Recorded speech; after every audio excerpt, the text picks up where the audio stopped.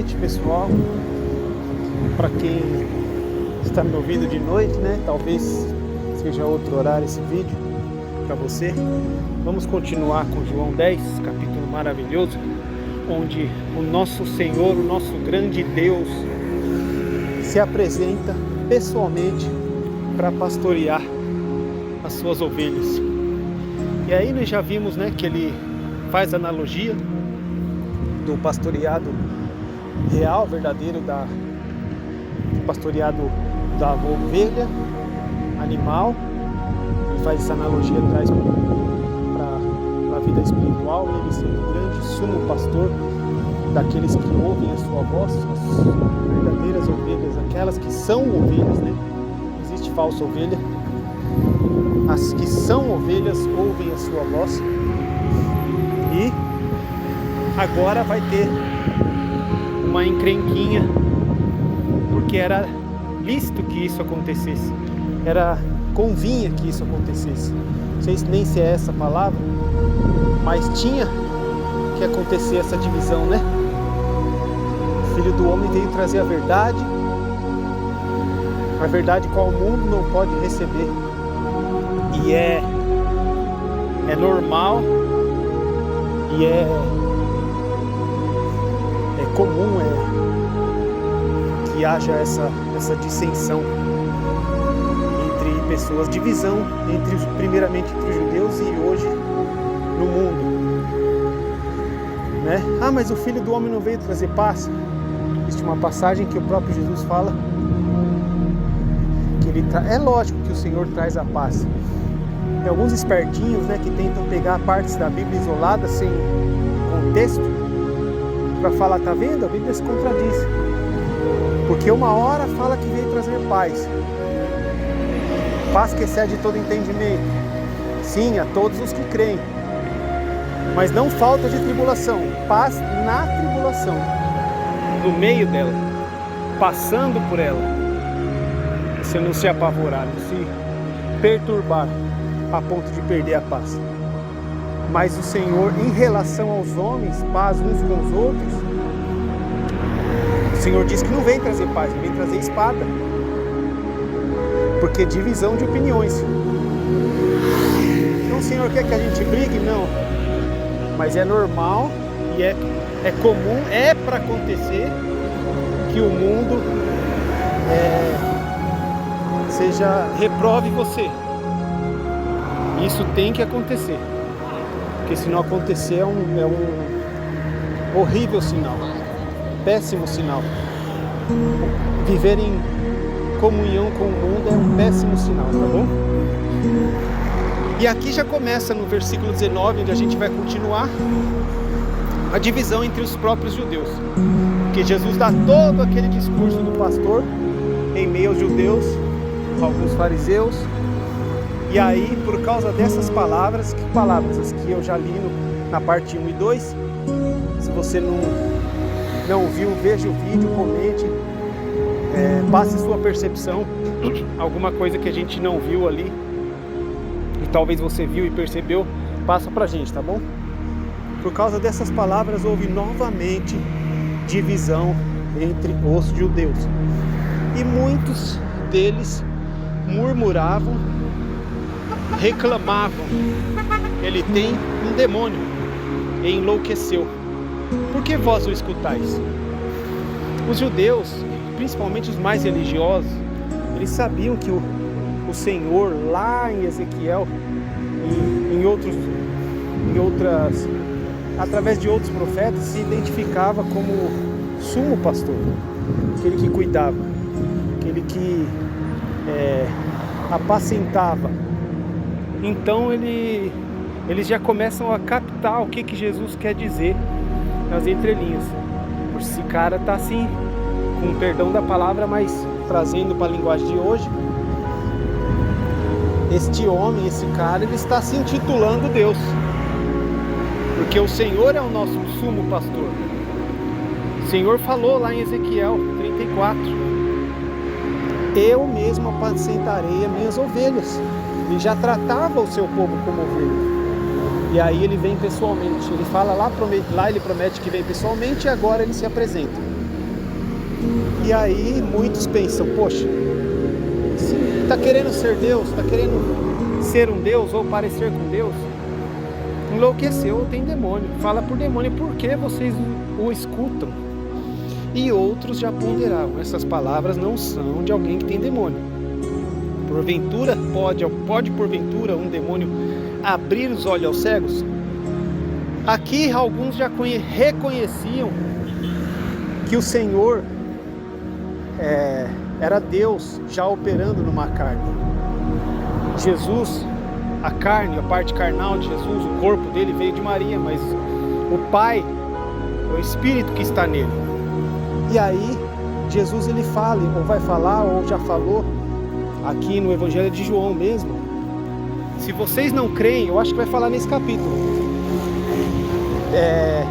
porque não são minhas ovelhas, pelo que eu vos digo, credes pelo menos pelos sinais que meu Pai opera em mim. E aqui já tem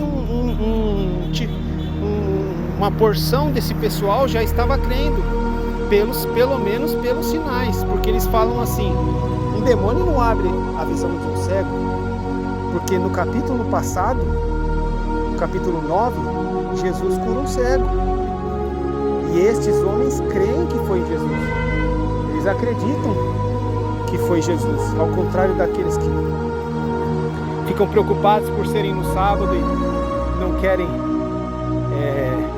o bem do próximo, né? Sim, querem a glória, são vaidosos. Mas alguns aqui já creem que não é demônio, que essa obra, assim como Nicodemos falou, ninguém pode fazer essas coisas que o Senhor faz se não for enviado da parte de Deus. Alguns estão com a mesma fé que Nicodemos, embora a gente não sabe a continuação da história da vida de Nicodemos, tá bom? E aí naquela ocasião celebrava-se a festa da dedicação em Jerusalém, e era inverno, e Jesus caminhava dentro do templo, pelo pórtico de Salomão. Então os judeus rodearam a Jesus para indagar-lhe. Olha só a pergunta que eles vão fazer: até quando nos deixará em dúvida? Se és o Cristo, dize-nos abertamente. Poxa, fala logo. Se o Senhor é o Cristo, por que fica nos deixando em dúvida, nesse suspense, nessa agonia? Por que o Senhor não fala logo? Isso aqui a gente vai ver mais pra frente, que não era porque eles queriam crer, não era porque eles tinham dúvida, eles queriam ter no que apanhar Jesus. Eles queriam alguma blasfêmia, que para eles era blasfêmia, mas que nós sabemos que é verdade, pelo Espírito Santo que em nós habita. Eles queriam uma suposta, entre aspas, blasfêmia, para ter do que o acusar. Eles queriam matar Jesus. Os religiosos não suportavam mais um homem simples, que não se vestia como eles, que amava o próximo acima da lei, que ensinava sem ter instrução. Eles não suportavam mais, que fazia milagres, abria os olhos cegos, fazia o paralítico andar, e queriam ter um motivo para o acusar. Porque a resposta de Jesus é o seguinte, 25. Respondeu-lhe Jesus: eu já vos disse, e vós não acreditais. As obras que realizo em nome do meu Pai testemunham o meu favor. Só que Jesus não tinha falado explicitamente para eles. Por quê? Porque Jesus sabia que era impossível que esses homens acreditassem na sua divindade, que ele era o Cristo, que ele é o Messias. Ele é o Cristo, é o Messias. Porque no 26 ele fala assim: mas vós não credes porque não sois das minhas ovelhas, como eu já vos afirmei. Palavra dura, né, irmãos? Nós hoje não podemos cravar: esse é ovelha, esse não é, esse é ovelha, esse não é. Porque até que se haja vida, até o último suspiro de vida, alguém pode crer e ser salvo ainda no último minuto de vida, no último segundo de vida. Mas uma coisa a gente sabe: aquele que é ovelha ouve as palavras do Senhor, acredita, aceita, põe em prática, não da boca para fora, mas segue. O pastor segue essas ovelhas, como o vídeo que eu deixei de exemplo aí na primeira parte de João 10. Você que não assistiu, assista. Aquela que é a ovelha verdadeira, que quando o pastor verdadeiro ele fala, ele chama, ela escuta, ela ouve e ela segue o seu pastor. E aqueles homens não acreditavam em Jesus. Eles estão reprovando Jesus desde vários capítulos. Não sei ao certo, a gente está nessa série de João, Evangelho de João, e já são vários capítulos que esses homens tentam pegar Jesus, reprovar e questionar, sabe? Questiona, mas nunca creem. Você quer um exemplo legal sobre isso? A mulher samaritana. Jesus, ele não precisou falar, nem discursar, nem fazer muitos sinais para que ela pudesse crer. Você entendeu? Porque ali ela encontra com ele como Deus que é, como sumo pastor, como onipresente, todo poderoso. Ele fala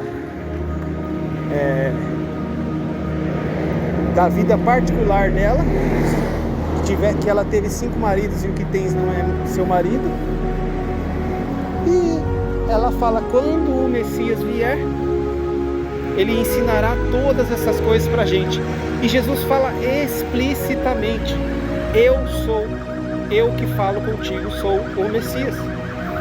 Mas você não vai ver Jesus falando assim para os judeus, mais especificamente os fariseus. Então, você vê que existe, mas Deus não faz acepção de pessoas, sim, de classes, de níveis sociais, de posição social. Isso, Deus não faz acepção de pessoas por nacionalidade. O Evangelho se abriu a o contexto desse não fazer acepção de pessoas é esse. O Evangelho se espalhou, não há mais um muro que dividia os povos. Foi derrubado. Agora não tem mais acepção de pessoas nesse sentido. Só que o Senhor sabe quem é a ovelha. O Senhor sabe. E por isso ele não fala abertamente aos judeus: eu sou o Messias. Mas ele deixa vários sinais e várias pregações, em várias mensagens, explícito que ele é o Senhor. E eles não creem. Vocês não podem crer porque não são minhas ovelhas. A mulher samaritana foi só eu que falo contigo, sou o Messias e pronto, bastou. Então não é pelo muito falar, eloquência. As ovelhas ouvirão a sua voz. 27. As minhas ovelhas ouvem a minha voz. Eu as conheço e elas me seguem. É simples assim. Não é, eu vou preparar uma mensagem espetacular que vai convencer, não. Jesus pregou uma vez, está em Lucas isso, que ele abriu o Evangelho de Isaías. Evangelho é o Evangelho de Isaías, né? Eu sei que não é o Evangelho, mas para mim é Evangelho, que fala muito do Salvador. Ele abriu o livro do profeta Isaías e ele falou assim: o Espírito do Senhor me ungiu a pregar boas novas, quebrantados de coração os cativos, libertar os cativos e tal e tal. Hoje se cumpriu essa profecia. Pronto, deu 30 segundos de pregação. Os que creram, creram. Os que não eram ovelhas não ouviram e não seguiram e ficaram bravos ao ponto de querer matá-lo. Ele se retirou no meio deles. Se retirou do meio deles e foi embora, porque não era ainda a hora.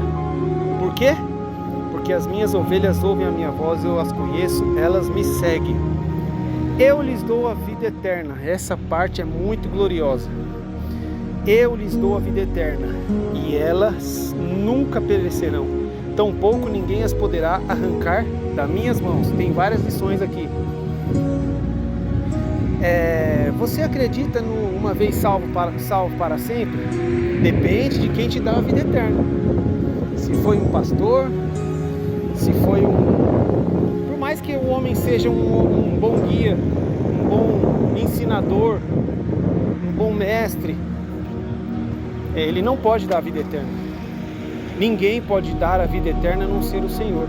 Se foi uma denominação, se foi uma religião, aí você pode se desviar, você pode perder a salvação.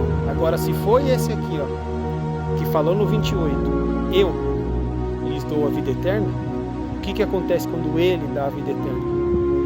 Elas nunca perecerão, tampouco ninguém as poderá arrancar das minhas mãos. Tá bom? Essa é a segurança que temos no Senhor.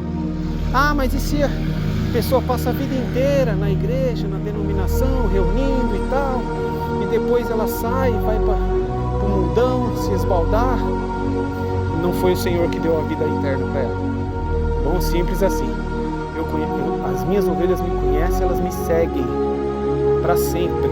Ninguém pode as tirar das minhas mãos.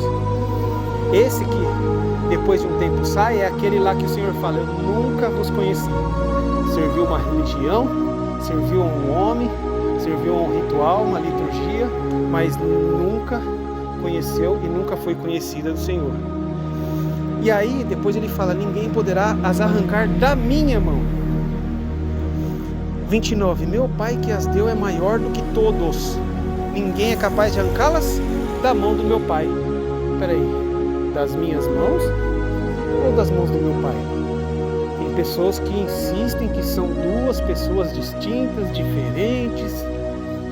Então, peraí, Jesus está fazendo uma confusão aqui. Vai arrancar da mão do Pai?